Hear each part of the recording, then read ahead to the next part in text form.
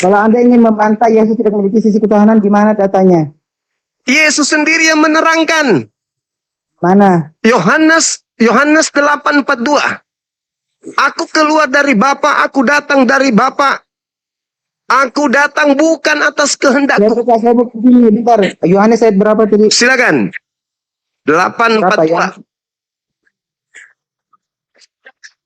8:42.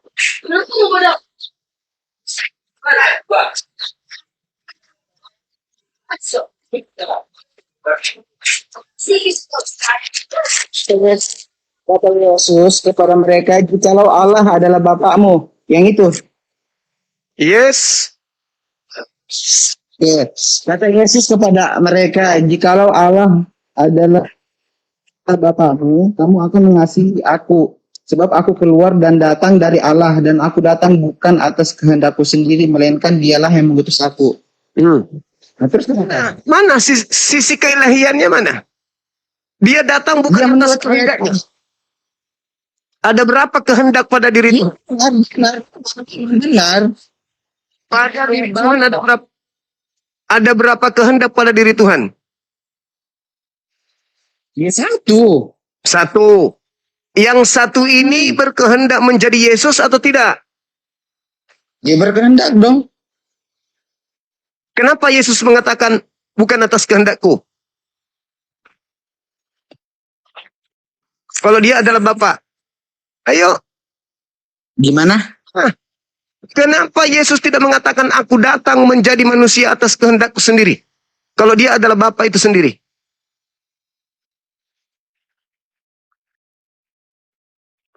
Abang tahu Tritunggal enggak? Tritunggal.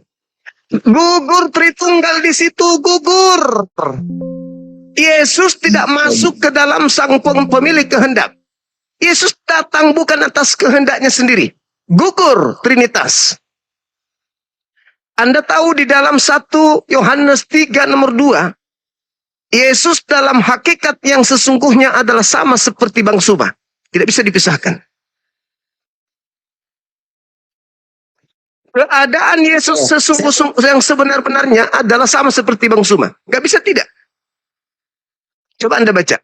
1 Yohanes 3 nomor 2. Anda tidak akan bisa menghadapi Tritunggal untuk masuk ke dalam zona ketuhanan terhadap Yesus. Itu nggak bisa. Gugur seketika di sana. Coba Anda baca. Iya, dari saya melihat ya, dari ayat yang Anda kutip ini, seolah-olah Anda ingin memisahkan Yesus dengan Allah. Yesus yang mengatakan itu, bukan aku. Iya. Maksud saya, Anda mengutip ayat ini, ayat mengambil kata ayat-ayat dari Alkitab dengan tujuan ingin memisahkan antara Yesus dengan tujuan untuk menyadarkan adik ini, Yesus itu Tuhan untuk orang jahat, bukan untuk semua orang. Yang Anda masuk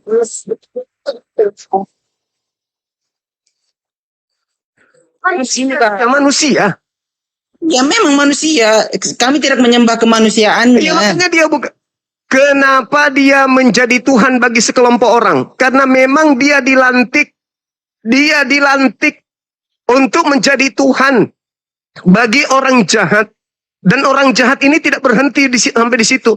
Orang jahat ini menyeberangi lautan, menjelajahi daratan untuk menjerat orang-orang asing di luar sana untuk ikut-ikutan menyembah kepada Tuhan yang dilantik tersebut. Termasuk Anda terjerat di situ. Paham?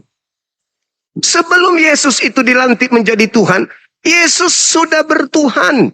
Yesus itu hamba Tuhan.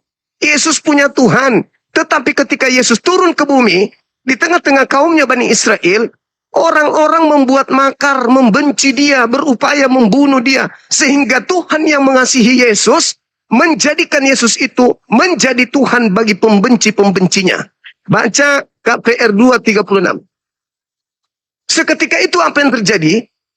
Mereka sedih mendengarkan perkataan Petrus itu. Apa katanya?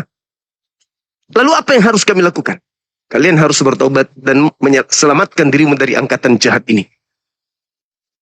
Jadi kalian ini sebenarnya adalah orang yang dijerat dengan ajaran orang Farisi. Sebenarnya kalian itu adalah orang-orang yang baik. Tapi karena kalian percaya kepada jeratan Farisi, kalian masuk ke sana menyembah manusia Yesus yang diperuntukkan menjadi Tuhan bagi orang jahat. Nah, sekarang Anda berhadapan dengan saya, berhadapan dengan umat Islam. Untuk membuktikan Tuhan Anda itu adalah Tuhan, Anda harus memiliki apa? Konsep apa? Konsep irasional. Apa itu? Yesus memang sepenuhnya bukan Tuhan, tapi sepenuhnya juga Tuhan. Apa ini? Lah iya, kan dalam ajaran Anda kan